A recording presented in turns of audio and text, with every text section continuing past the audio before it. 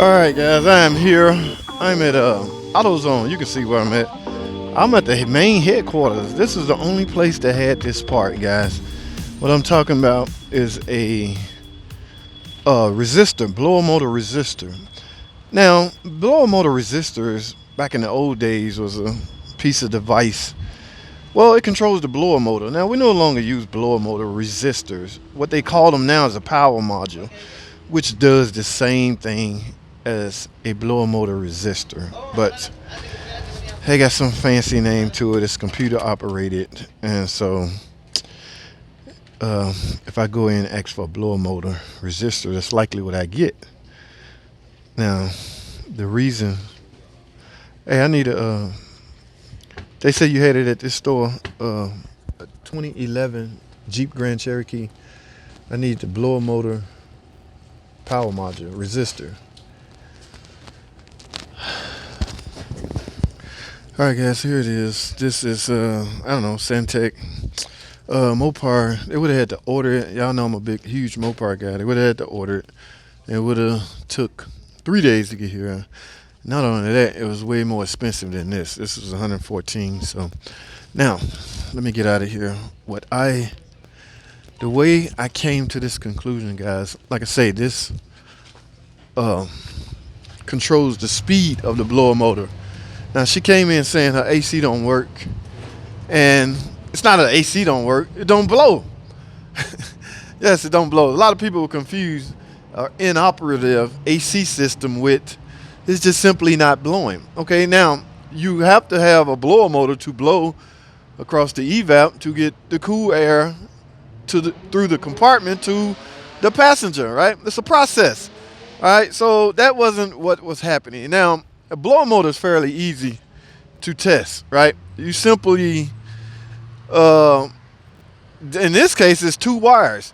And because this is a blower motor, because this is a motor, motors are designated for electrical terminology, in my opinion, right? Like an engine is not a motor, but people say that. Now, this motor, blower motor, in order for it to operate, it has to have 12 volts and ground.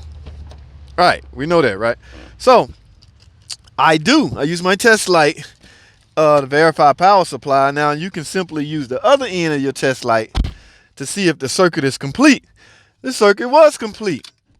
All right, so I'll plug the connector back in. The blower motor will run, and all of a sudden it'll just stop, insinuating that you got a shorted out blower motor. But that's not the case because I put my test light back into place, and what's happening is I'm losing ground. Now this module, this duty cycle, the ground side will vary depending on the speed wanted by the customer, by the owner. All right, so with my test light in place, the ground just slowly goes away. All right, now that ground comes from the power module. So my conclusion is I need a power module, guys. Now, a lot of guys would do both because remember, guys, the blower motor is getting the most work. It does the most work out of the whole circuit. So chances of it dying is very great. But before I just gamble on $200 some, because that blower motor is $200 some. And you just got to explain to the customer, guys. You got to communicate with the customer. Listen, ma'am, it very well could be both of them. It could be the power module and the blower motor. But my diagnosis is pointing to this power module because the power supply is going in and out.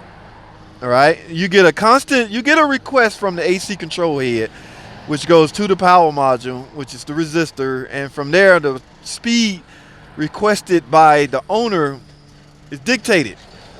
You want high speed, low speed, medium speed, things like that. So that's where we're losing communication between the power module and the blower motor.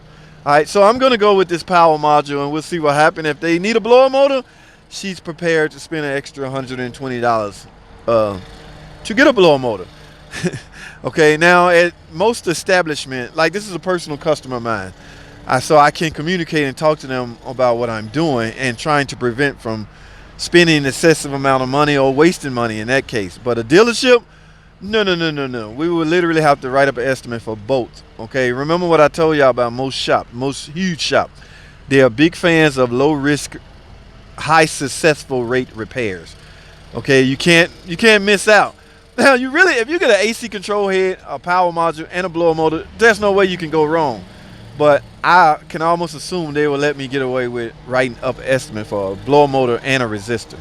But with my own personal customer, we're willing to take a chance to possibly save $120. All right, so let me go pop this in, guys. It's fairly easy. In fact, it's real easy. Stay tuned, guys. I'm stuck at this light. But when I get here, we're going to pop this part in. We're going to go from there, guys. Stay tuned. All right, guys. I am here at the Jeep.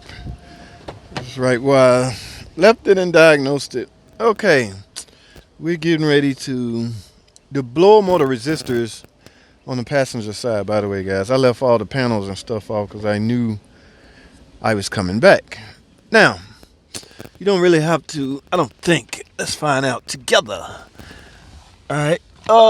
No. I left where is it? I left it hanging out, didn't I? Yes, right here, guys.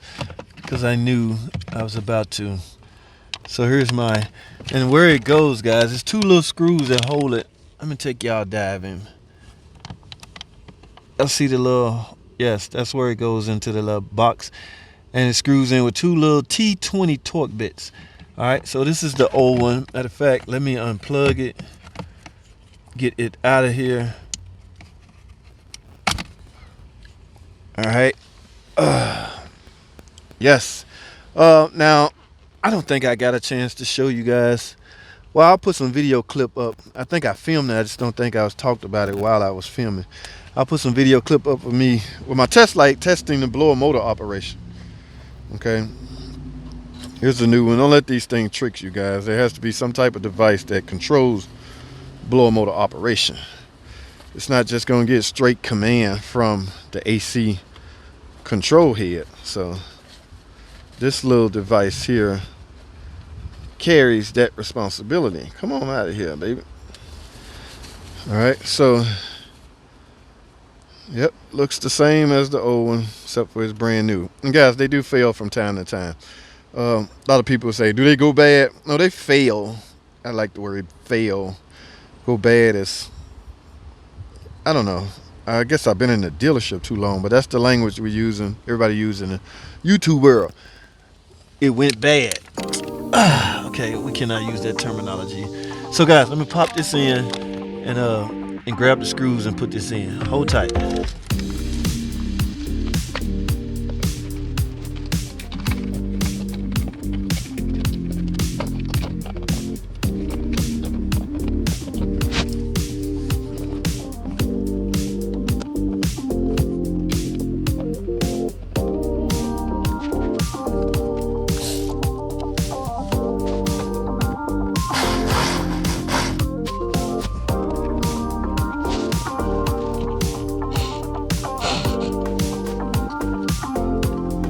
Alright guys, oh my goodness, major setback.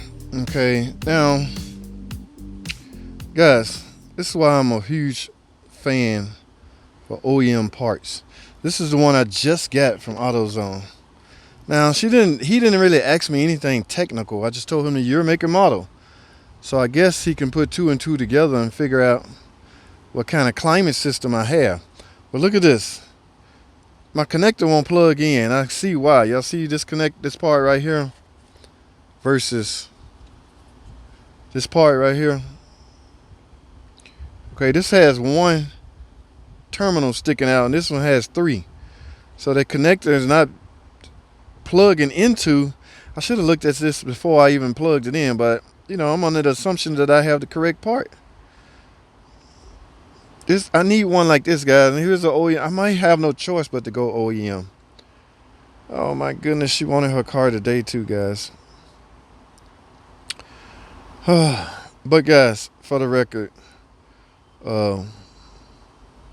this y'all see how to do it, how to replace it. I'm gonna have to close this video, but I have the wrong part, so it's as simple as getting the correct part. All right, it's as simple as getting the right part. But you can see the difference in the one I just received. No, this is the one come off the car. Wait a minute. No, this is the new one right here, and this is the one come off the car. So it's obvious this is more sophisticated. This setup is more sophisticated than the part they gave me. All right. What does this say?